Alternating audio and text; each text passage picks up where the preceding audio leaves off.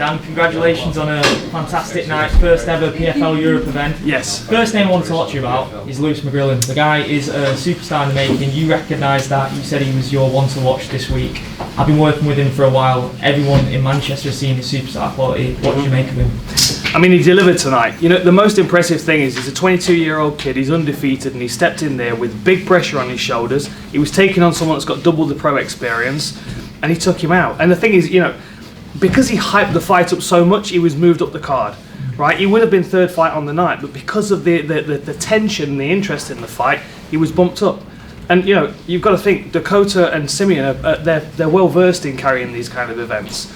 There's a new experience for him to be in this kind of in this kind of limelight, and he just impressed everybody, didn't he? I mean, his composure, the moments he was landing his left hand, would have been quite easy for him to chase his opponent down and try and get the finish really fast, but he didn't. He let it breathe, found his shots. It was very, very impressive. 7-0 now. The sky's the limit for the kid. He said he met you when he was young. He said you couldn't remember it, but you won't forget him now.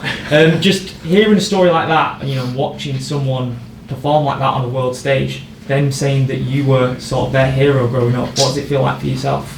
That's news to me, but I mean, I've been punched in the head a lot, so I don't always remember things and people. But you know, the thing is, what he's got to realise is it's amazing for me to hear that, but he's going to have a much bigger stage than I ever had, and he's going to be the one that's inspiring the next generation. There are kids in this arena today that watched him and thought to themselves, I want to be in that position in a few years' time. So he's basically filled the spot that I was in for him during his career, and he's doing it a lot better job than I am. You know what I mean? First round knockouts like that, it's going to inspire generations of kids. How far do you see him going in the sport?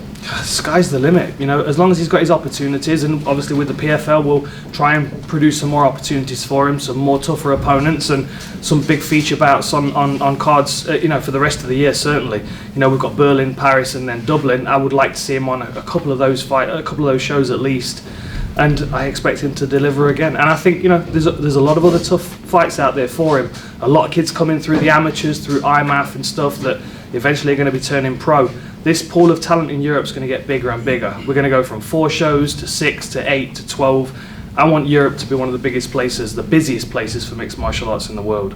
And just with yourself as well, final one for me, embracing a new role as well, but I'm guessing you're itching to put on the gloves at some point with PFL. You know, the Superfight League, that's there, tailor-made for you, and there's a pretty famous guy called Jake Paul who'd be pretty interested in a fight like that. Well, you know, the reality is, yeah, of course, you know, he's a great promoter, he's a fantastic asset to the PFL, but he likes fighting old guys that like to strike, that have got no ground game. I'm the guy, right? Like, what's he going to get out of me? We're going to have a fist fight and he might knock me out. That's what he loves, you know. Who knows what's going to happen? I'll always throw my hat back in the cage for a fight. I love the adrenaline rush, and you know, when I see these guys walking out, I'm proud of them, but I'm a little bit envious. I would love to be in there as well.